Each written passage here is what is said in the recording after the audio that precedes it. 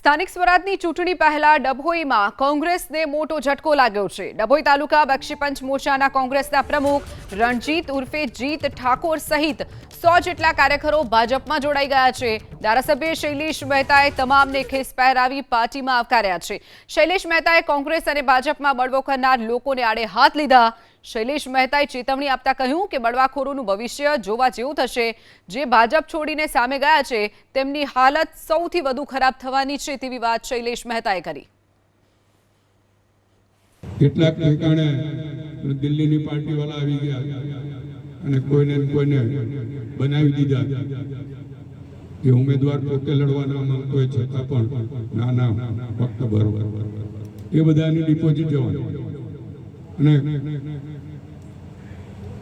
જે લોકો ભૂલથી પણ ભાજપ છોડીને સામે ગયા છે એમને તો હાલત સૌથી ખરાબ હાલાકી રાખે।